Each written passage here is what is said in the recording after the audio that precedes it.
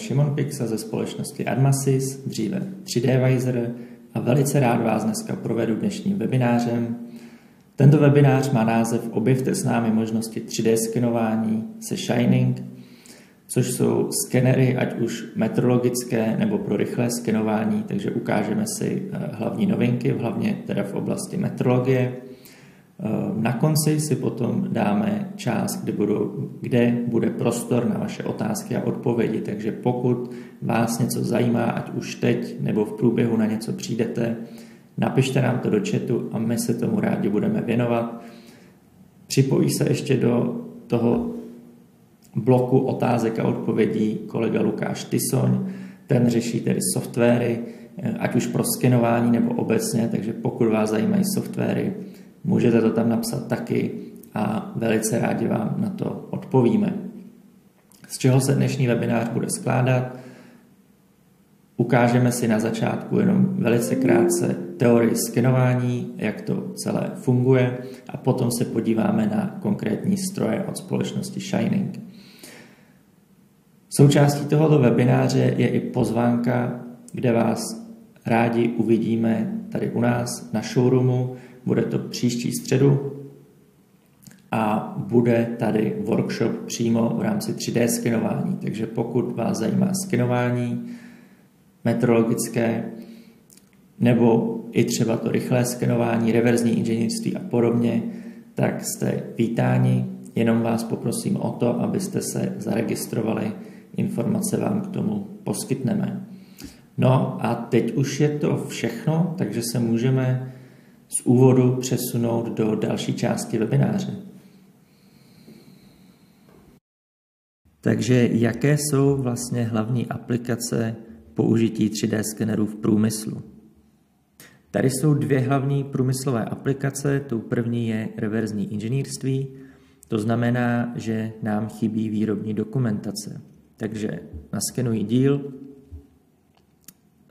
ty data potom já můžu použít pro výsledný 3D model, z toho můžu potom tvořit výkresy, nebo co je zrovna třeba, je někdy možný, že mi stačí jenom ten díl nějakým způsobem upravit.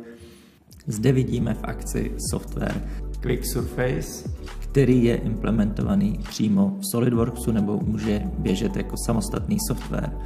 Takže vidíme práci s jednotlivými prvky, můžeme například jednoduše získat osu, pokud si vybereme data, můžeme celkem jednoduše získávat také na celé náčrty, což nám z práci značně zjednodušuje. Pokud narazíme na nějaký obecný povrch nebo obecnou plochu, tak ji můžeme zase jednoduše vybrat, nechat napočítat a software nám rovnou i ukáže odchylky od původních STL naskenovaných dat.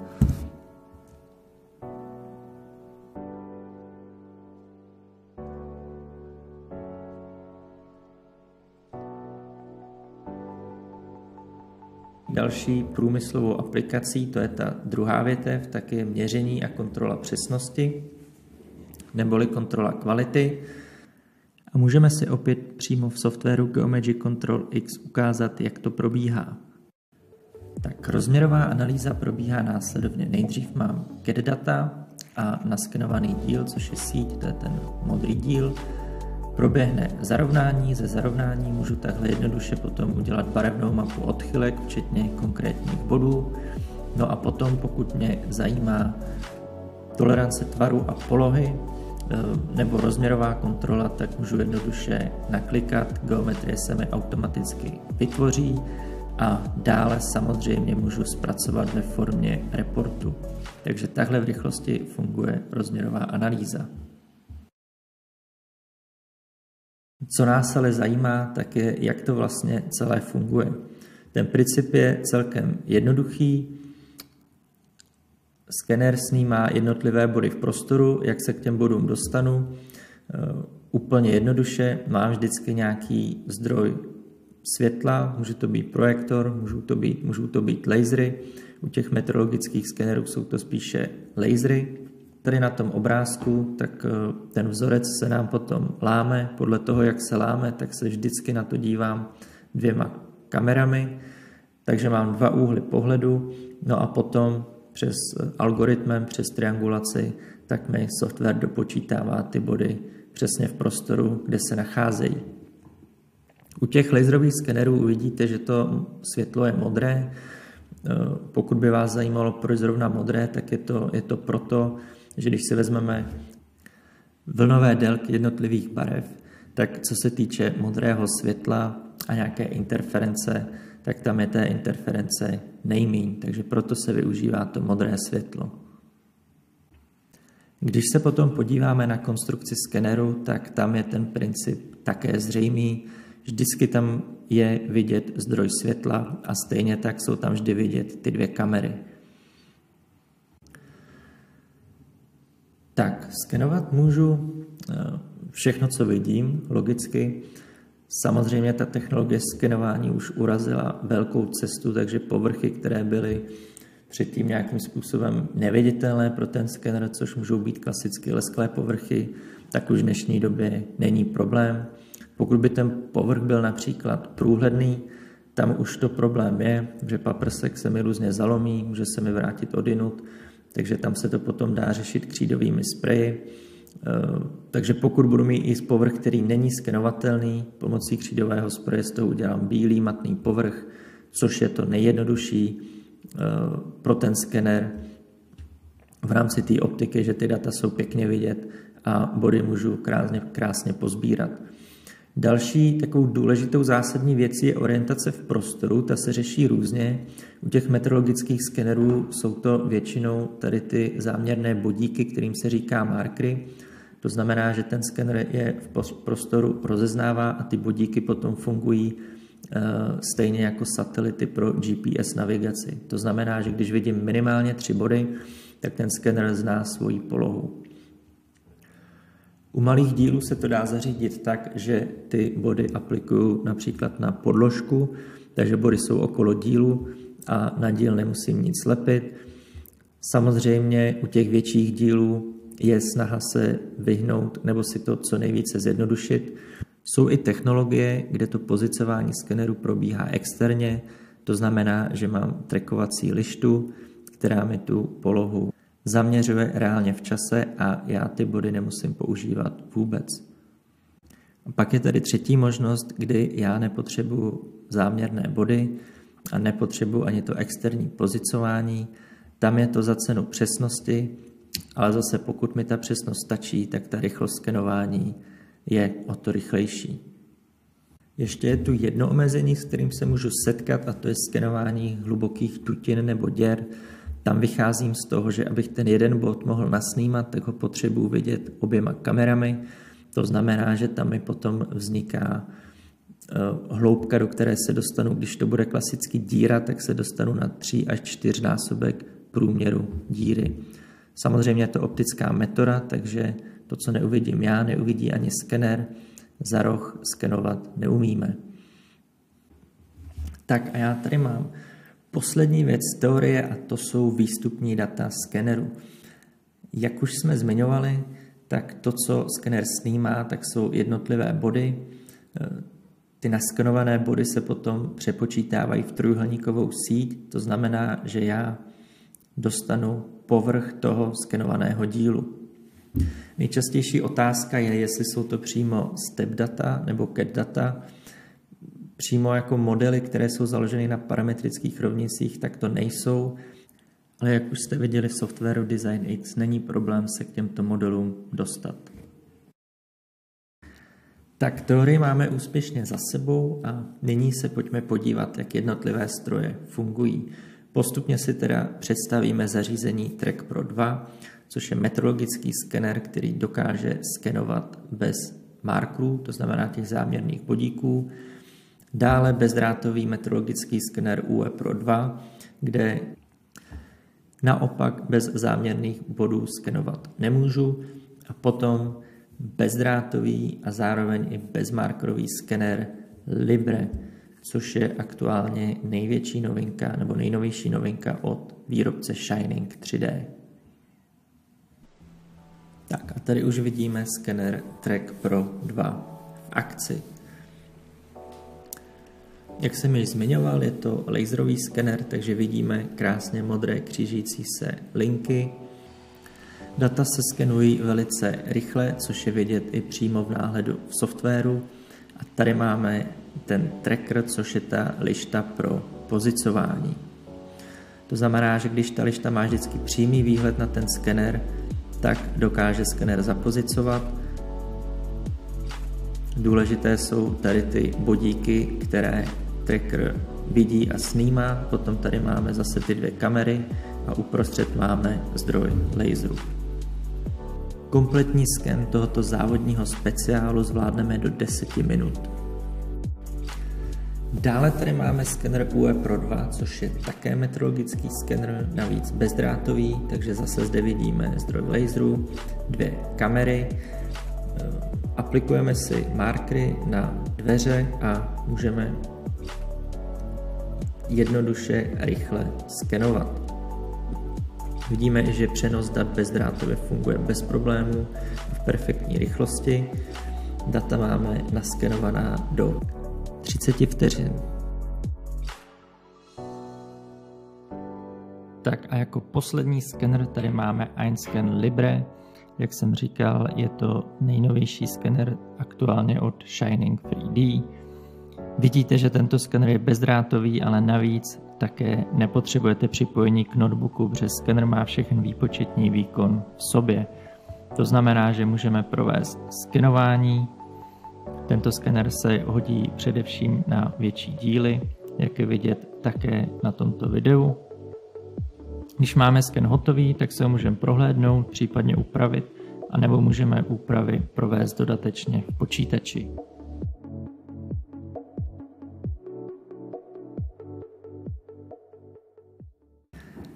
A já vám děkuji za pozornost a nyní se přesuneme na otázky a odpovědi, takže pokud máte jakýkoliv dotaz, jakoukoliv otázku nebo nejasnost, tak pošlete do chatu a společně se na to podíváme.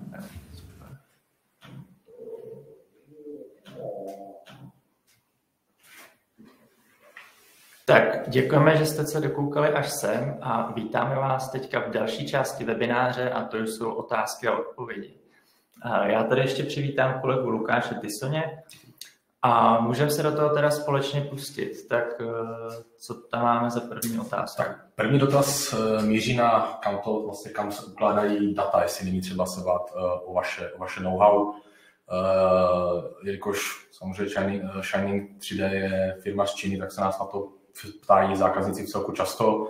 Není třeba se toho bát, vlastně Shining jako takový má bezpečnostní certifikaci TISAX, vlastně, kterou uznává i světový automotiv vlastně o bezpečnosti zpracování dat. Takže určitě se nemusíte bát nějakého úniku dat nikam jinam než z firmy. Co se týče toho té lokální práce, tak vlastně vy ve chvíli, kdy naskenujete ty data a máte klasický skener propojený s notebookem, tak vlastně všechny data ukládáte k sobě do notebooku na svůj disk lokálně. Pokud se vlastně jedná o třeba bezdrátový skener, jako je tady Libre, tak tam vlastně těch možností, jak ty data dostat k vám, je několik. Buď to vlastně si můžete přetáhnout klasicky kabelem, případně je schopen si vlastně vygenerovat svůj jako Wi-Fi hotspot, ke kterému si připojíte a zase si je do toho notebooku můžete jednoduše přeposlat. Co bychom doporučili na přesnou inspekci dílů vstřikovaných do velikosti cca 30 cm? Tak u toho vstřikování tam je hlavně důležitá ta přesnost, v jakých přesnostech se pohybujeme. Někdy ty přesnosti jsou dost vysoké a přísné, takže tam já bych osobně spíš volil prožkovou projekci. I hlavně díky té velikosti, těch 30 cm se úplně v pohodě vejde na otočný stolek, takže se mi to automaticky naskenuje a ty data můžu kvalitně pozbírat. V dobré přesnosti, rychlost taky určitě výborná oproti souřadnicovým měřícím strojům. Takže to je asi cesta, kterou bych volil já.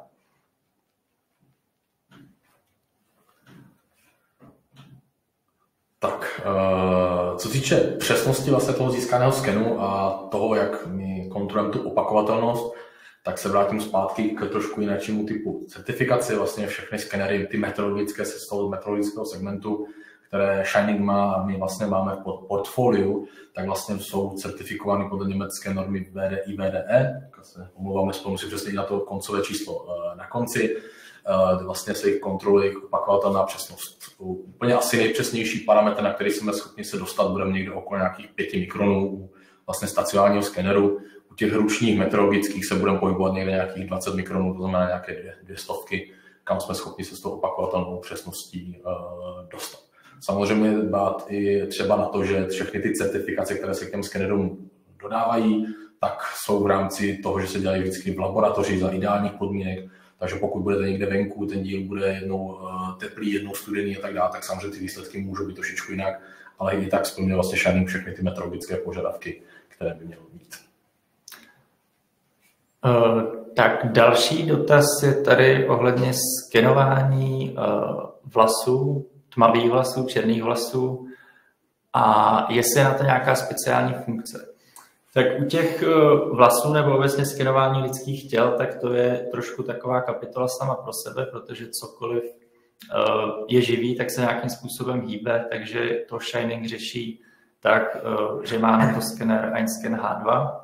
Ten se používá hlavně v lékařství a podobných aplikacích, takže tam je i speciální algoritmus na případný pohyb toho těla. Když bych třeba skenoval rukou a trošku se hnul, tak se mi ten sken nerozhodí, ale pěkně se mi to zarovná. A co se týče těch tmavých vlasů, tak tam je určitě dobrý si přidat výkon toho světla, protože samozřejmě černá barva mi to světlo pohlcuje víc, takže když přidám výkon, tak by to mělo být řešitelné. Pokud je s tím nějaký problém, tak bych se třeba vyhnul skenováním přímo pod nějakou výkonnější zářivkou, to by taky do toho mohlo negativně vstupovat. Takže asi to. Já možná ještě tomu doplním takový tip, možná 2 tipy z praxe. Protože samozřejmě ty skenery sice dokážou naskenovat velice detailní věci, ale ten vlas, vous, cokoliv může být tloušku nějakých 50 mikronů, což je přece jenom hodně málo, takže se tomu snažíme nějak dopomoct. To znamená, když budete chtít skenovat osoby, doporučuji, že budete mít vlasy ideálně stáhnout nějak do culíku, aby to nebylo rozhozené na volno, ale opravdu to bylo krásně stažené. A druhá věc je používat třeba při tomhle takový suchý šampon, vlastně, který hodně zmatní i ty vlasy, aby se jako neleskly, aby se to udělal takovou jako jednolitější trošku, nebo jednolitější povrch. Tak, tady nám píše pán ohledně problematiky skenování lesklého povrchu s tím, že vlastně užívá i zmatňovací spreje, které se často používají na ty lesklé povrchy, ale stále je problém vlastně naskenovat ty hodně lesklé místa. Tady samozřejmě těch problémů může být několik. Určitě bych doporučoval v tom místě toho skenování udělat tu kalibraci, aby ten skener byl nastaven na ty podmínky, kde vlastně probíhá to skenování. Samozřejmě to použití toho zmatňovacího spreje je super varianta. Pokud by ani tohleto nepomohlo, tak samozřejmě může se stát, že skener může být nějakým způsobem porouchaný, poškozený. Je možné, pokud ho máte od nás, k nám poslat nějakou kontrolu nebo u nás vyzkoušet, jestli je všechno v pořádku. Stejně tak Shining má několik módů toho skenování, to znamená, je třeba vyzkoušet, jestli opravdu mám, když skenuji tím laserovým módem, mám zapnuté, že skenuji lesklé povrchy, aby to světlo a nastavení toho skeneru bylo co nejoptimálnější. Další dotaz tu máme, v jakých podmínkách mohou skenery pracovat, jestli vadí zima a konkrétní aplikace skenování inženýrských sítí v provozu. Tak ty podmínky, tam je to daný přímo jako od výrobce, takže můžeme skenovat v nějakých plus 40, může mít i do minusových teplot, takže tam v tom problém není. Když bych skenoval přímo jako venku v zimě, tak bych si dal jenom pozor na to, aby ten skener byl zahřátý a skalibrovaný, protože samozřejmě mám s těmi zkušenost, když třeba někam jedu skenovat a mám skener v autě, je zima, tak abych měl ty výsledky, které chci, tak bych si určitě ten skener nechal zahřát na tu pracovní teplotu, potom ho skalibroval a potom začal skenovat. Jinak té aplikaci skenování těch uzlů, tak tam v tom problém nevidím. Dá se na to použít taky klidně meteorologický skener, který se jako dokáže dostat i do různých skulinek, takže tam by to bylo určitě řešitelné. Tak, otázka od Tomáše, jestli bezdrátové skenery opravdu umí to, co drátové a je výpočet sítě budou srovnatelný nebo rychlejší než na klasickém počítači. Samozřejmě tady nám to závisí na spoustě faktorů, typu jaký máme bezdrátový skener a případně jaký máme počítač. Kdybych to vzal tím průměrem, co většina i nás vlastně tady jako techniků, případně u vás ve firmách používá, to znamená, budete mít nějakou pracovní stanici, na kterou máte i jiné softwary strojírenského typu, tak pokud se budeme bavit třeba o tady tom skeneru Libre, tak v tom množství dat, které ten skener nabere, tak ten přepočet je to si říct násobně rychlejší, protože ten skener je doslova vlastně s tou NVIDIovskou grafikou výhradně konfigurován na to, aby dělal tu práci toho skenování a přepočtení těch dat. To znamená, ten skener má všechny tyhle věci už zabudované do sebe a to hlavně je jediná jeho činnost. Samozřejmě ve chvíli, kdy já budu chtít mít notebook, který mi tu zprávu těch sítí a bodů dohromady udělá stejně rychle, tak samozřejmě už se můžeme bavit o tom, že ten notebook může být o 100 000 klidně nahoru a budu ho muset udržovat nějakým způsobem stále aktuálně. Trošku nevýhoda samozřejmě u toho notebooku je, že já ho nevyužívám většinou nikdy jenom na skenování. Mám tam nějaký e-mail, prohlížeč, všechny ty věci, které mi trošičku už díbují po každé toho výkonu a bohužel na úkor toho, co bych potřeboval rychle zpracovat. Jinak co se týče kvality, tak bych řekl, že je to doslova srovnatelné a určitě v tom nebude žádný rozdíl, jestli mám bezdrátový skener nebo kabelový skener. Tak další dotaz. 3D skenování místností nebo větších prostorů s nějakou přesností do 1 mm, tak to skenování určitě řešitelný je. To, co tady zrovna máme aktuálně v portfoliu, tak bych volil tu novinku Libre, co jsme představovali, protože na dlouhé vzdálenosti určitě nebudeme chtít právě řešit ty kabely a nemusím řešit v podstatě ani zásuvku, protože to běží na baterku, která je integrovaná, takže to si myslím, že je vhodné řešení. Upřímně bych se zamyslel nad tím, jestli chci jako skenovat když chci vždycky skenovat jako velké věci a zároveň i malé věci, tak ten skener to umí, ale na ty velké věci, co se týče těch stěn, tak bych řešil hlavně zarovnávání, protože pokud ta stěna bude rovná, tak ten skener samozřejmě se nebude mít čeho chytit, takže by tam jsme museli dodat buď to ty marky, aby to skener dokázal. Jo, a potom, když už ten sken máte, tak zase jako výhody toho jsou, že se dá měřit třeba křivost té stěny, nebo jestli to nikam neutíká, jestli jsou ty úhly pravý, protože to vím, že ne vždycky tak je. Takže pokud někdo dělá rekonstrukce, jak to určitě znáte, takže je to určitě možný využít. Vlastně tak, jak říkal Šimon, to skenování těch budov místností je úplně samostatná kapitola.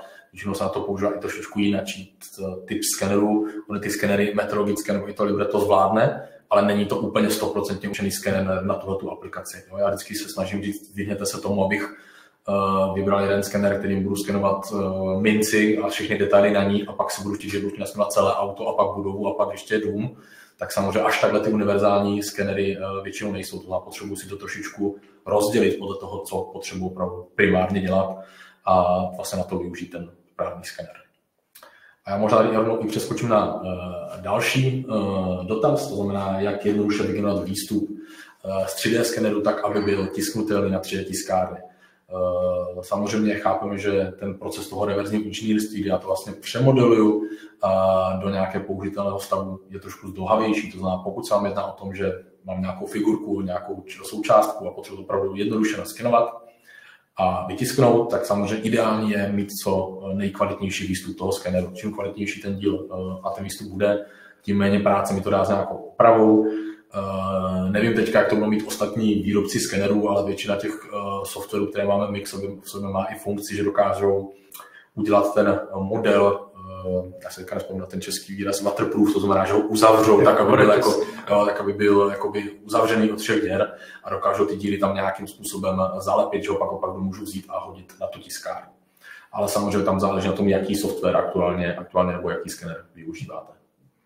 Tady k tomu bych jenom ještě doplnil, že co se týká jako přímo skenování a posunout se do 3D tisku, tak ze zkušenosti těch aplikací je méně než 5%, spíš jsou to nějaké jednotky procenta, že pokud na tom díle bude cokoliv, nějaká dutina, možná ten díl sám o sobě bude nějak zdeformovaný, budou chtít upravit, tak se stejně tomu modelování nevyhnu. Ale je tam hlavně jako tou přidanou hodnotou to, že to nebudu mít za 4 hodiny, když to bude složitější díl, ale můžu to mít za 30 minut, za hodinu.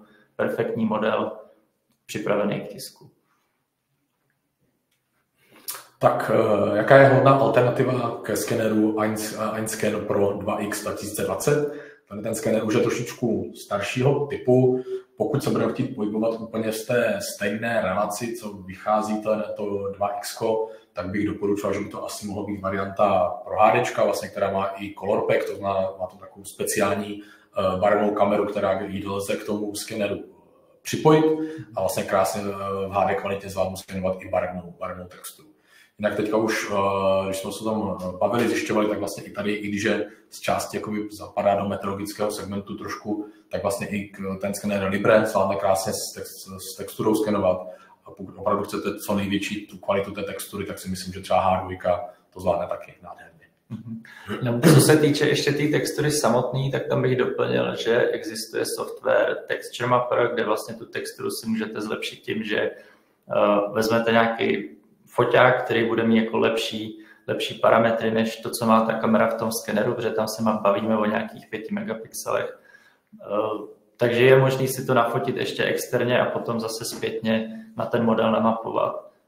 Je na to přímo software, který je možný použít, takže to je taky cesta. Pokud vám skener jako vyhovuje a nechcete ho upgradeovat, tak se to dá řešit i softwarově.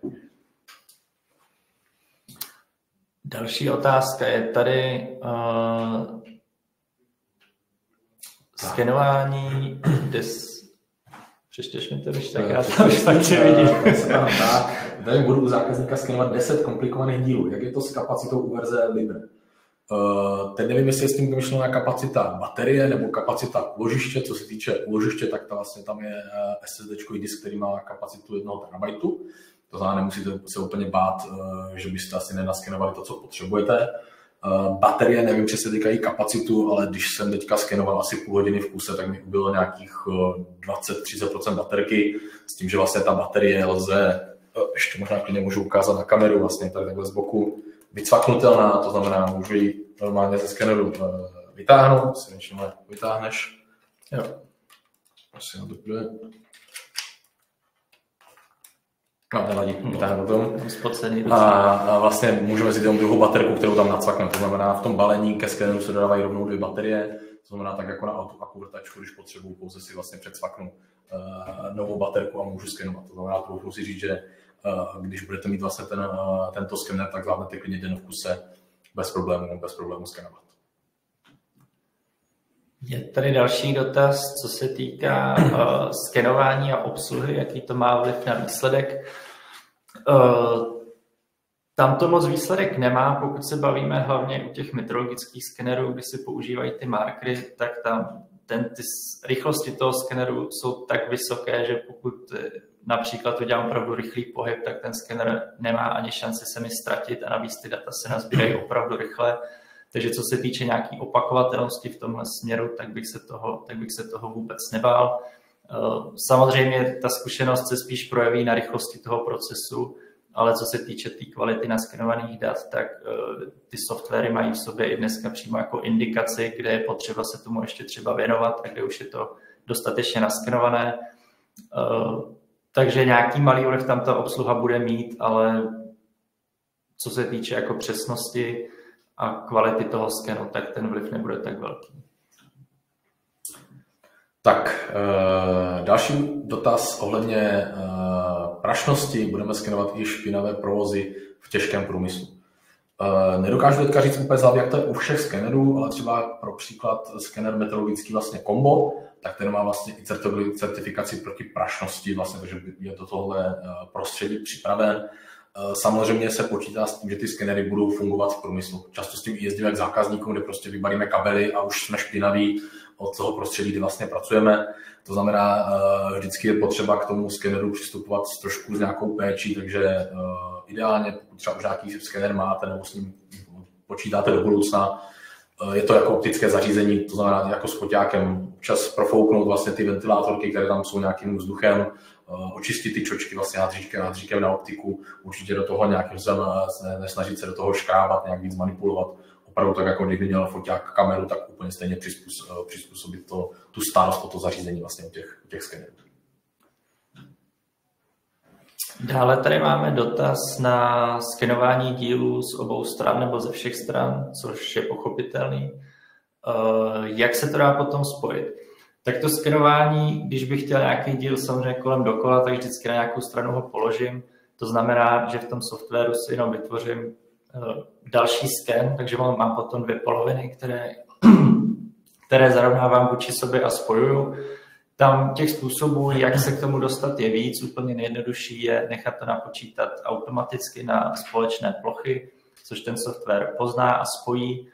Pokud bych chtěl dosáhnout vyšší přesnosti, tak si na ten díl můžu nalepit například 3 nebo 4 bodíky, které budou vidět z obou těch stran toho skenu. Může se mi to zarovnat i na to.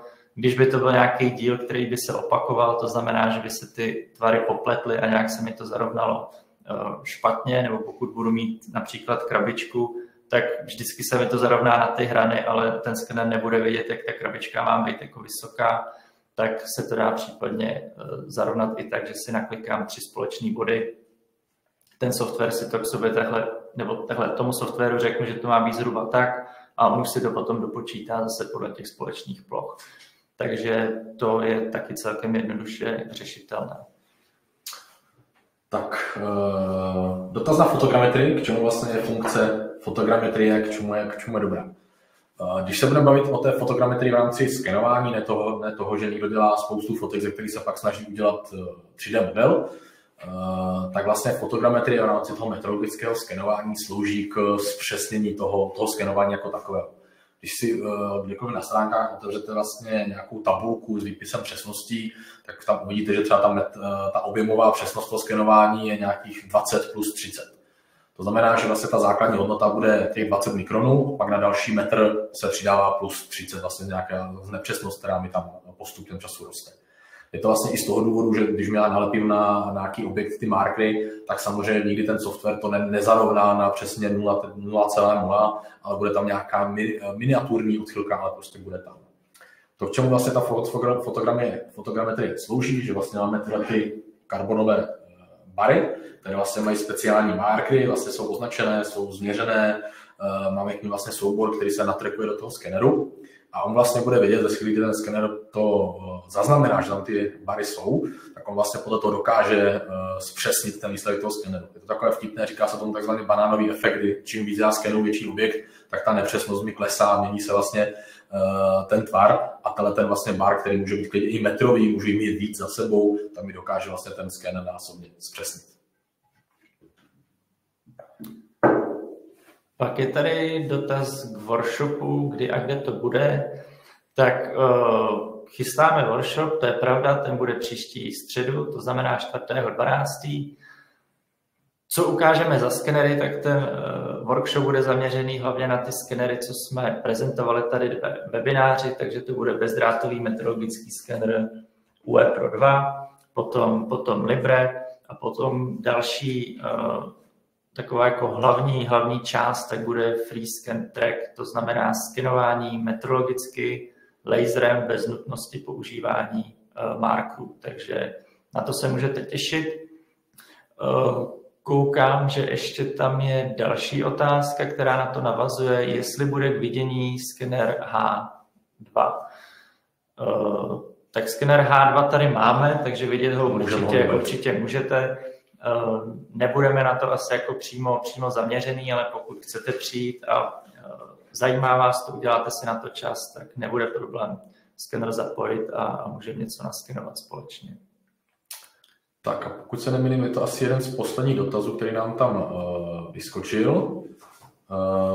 Ten byl vlastně na to, jestli je lepší optický nebo laserový skener. Tady bych možná trošku urovnal terminologii, protože i ty laserové jsou optické, mají nějakou optiku, jestli tím bylo myšleno vlastně nějakou třeba proužkovou projekci nebo nějaký jiný typ toho světelného zářiče.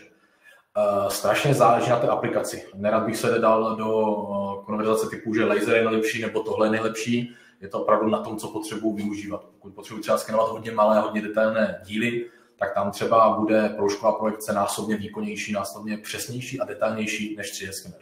Zase naopak nevýhoda je, že s tou proužkovou projekcí nemůžu moc cestovat, nemůžu vzít ten skener úplně do kušičku a ručně s tím naskenovat celé auto, protože samozřejmě by to bylo komplikované, takže samozřejmě v tu chvíli přichází na řadu laserový skener. Pokud samozřejmě nemám třeba rozpočet na laserový skener a potřebuji něco méně přesného a stejně rychlého a za menší peníze, tak můžeme použít třeba i laser, který skenuje pomocí infračerveného světla. To znamená, nedá se říct jednotně, že tahle ta technologie je nejlepší, opravdu to strašně moc záleží na té aplikaci, kterou zrovna potřebuji řešit. Potom ještě vlastně v té předchozí otázce byl dotaz na cenu, to jsme přeskočili. Tak samozřejmě vždycky záleží, jako co ten skener umí, ty metrologické skenery. Začínáme někde na 400 000, což je jako metrologický skener přímo s certifikátem, takže se dá používat i na rozměrovou inspekci, skenování velice rychlé, přesnost zhruba 20 mikronů. Ten konkrétní potom skenery, co se týče třeba těch lékařské využití, tak ta H2, tak ta bude někde kolem 150 000, spíš jako míň. A můžeme se dostat jako i přes 1 milion, ale většina těch technologií je jako do milionu, spíš kolem 500 000, tak tam se pohybujeme. No, samozřejmě tady i záleží na tom, jestli se bavíme čistě o softwaru, čistě o skeneru, nebo chceme nějaký balíček, kde potřebujeme i dělat nějaký reverzní inženýrství nebo měření. No, a tak jak říkal vlastně Šimon, když se vezmeme to, že budeme brát ty metrologické skenery, tak tam můžeme začít něco okolo 500 000 až 1 milion i s nějakým třeba softwarem. Samozřejmě pokud tady vlastně byla otázka na tu H2, tak tu uvidíte i na e-shopu, vychází něco okolo 120 000, jestli se nemůžete, jestli s DPH nebo bez DPH, ale plus minus ta částka tam bude. Mají v sobě skenery Shining 3D více technologií, zdrojů světla? To mají, to je pravda. Bavili jsme se tady vlastně o rozdílu, jestli je lepší laser nebo například třeba neviditelné světlo nebo klasické strukturované světlo z LED projektoru. Tak konkrétně třeba skener Libre, tak to umí laserově, umí to i pomocí neviditelného světla a infrared kamery. Stejně tak meteorologický skener Combo, který jsem už tady zmiňoval, tak taky hlavně skenuje pomocí laseru, což je určitě jako přesnější a lépe to bere ty povrchy, ale pokud chce něco většího, má to dostatek tvarů, tak to můžu vzít rychle pomocí zase neviditelného světla a tím mám jako ten sken rychle vyřešený. Nemusím používat k tomu body, takže to je jako taky výhoda. Je to za cenu přesnosti, ale možné to je. Tak otázka nám míří tady další na software vlastně ke skenerům, jestli je zdarma. Ke všem skenerům vlastně, co máme v portfoliu, nebo které řešíme, tak vlastně ten základní software na to skenování, do kterého já nabírám a nějakým způsobem základně opravuju data, tak je vlastně zdarma. Dokonce si to můžete i teďka k sobě stáhnout do notebooku. Bohužel samozřejmě bez toho skeneru v tom softwaru moc neuděláte, protože je určen primárně teda na práci s tím 3D skenerem, kde já si můžu nastavovat parametry toho skenování, jak moc velké detaily potřebuju, jestli budu skenovat velké, malé díly, jestli jsou lesklé nebo tmavé. A samozřejmě ten další software, to znamená na ten reverzní engineering nebo na tu kontrolu, tam už to samozřejmě záleží na vás. To znamená, pokud už máte nějaké svoje řešení třeba kerovského typu, co je Inventor, cokoliv, tak existuje různá řada doplňků, vlastně jako jsme třeba teďka ukazovali na začátku, doplněk rozšíření Quick Surface, který existuje i samostatně, nebo DesignX, nebo můžeme na kontrolu využíváme software ControlX, ty už jsou samozřejmě jakoby placené. Tak, otázka, pokud se vám nějaká část objektu nepodaří naskenovat, má skener možnost přesnost upravit, doskenovat. Ano, to znamená, pokud já zjistím, že můj objekt jsem nenaskenoval nebo jsem proběhl nějaký problém, nenaskenoval jsem to celé, mám to naskenovat špatně, tak pokud to zjistím v průběhu toho skenování, tak skener má vlastně možnost toho, že já třeba tu danou oblast, kde jsem si třeba něco naskenoval ruku klidně do toho, tak jsem schopen označit, odmazat a doskenovat ji zpátky bez problému. A většina těch skenerů, vlastně, co máme, dokonce dělá to, že průběžně ukládá do toho svého projektu vlastně tu práci, na které zrovna já teďka pracuji, na které skenuju. To znamená, že když já se potřebuji pak vrátit po týdnu klidně zpátky do toho projektu a začít tam skenovat něco dalšího a ten objekt ideálně třeba furt polepený těma markrama nebo má tu stejnou geometrii, jako měl předtím, tak můžu přijít a znova zmáčknout tlačítko a pokračovat vlastně v tom průběhu toho skenování. Další dotaz tady je, jestli mají laserové skenery ty lasery bezpečné. Ano, mají, je tam ta nejvyšší třída bezpečnosti, takže pokud se někdy stane, což se stane, protože ten laser má docela dosah, takže když budu skenovat třeba na hale nějaký díl a sklopím to jako vodorovně s podlahou, tak pravděpodobně na někoho zasvítím, možná i do oka. Když to bude dál, tak to ten člověk ani moc jako nepozná, ale co se týče té bezpečnosti, tak je to certifikovaný a je to naprosto bezpečný. A ty certifikace jsou docela přísné, takže to znamená, že vám to několik desítek vteřin přímo svítí do oka a nic se vám nestane, zrak vám to nepoškodí. Takže pokud někde omylem nikomu zasvítíte do oka, tak se toho bát nemusíte. Máme tam ještě nějaké další otázky? Myslím si, že už jsme projeli všechno. Jo, tak tím pádem už se blížíme ke konci, takže pokud vás ještě něco zajímá, tak to můžete ještě tam rychle dopsat a rádi vám na to zodpovíme. Mezitím bych teda ještě připomněl ten workshop, který bude příští týden. Přihlašovat se můžete na odkaze, který by měl být teďka v chatu, takže tam to všechno najdete. Workshop se docela plní, takže pokud váháte nebo chcete se zúčastnit, tak doporučuji se přihlásit co nejdřív a budeme se tady na vás těšit.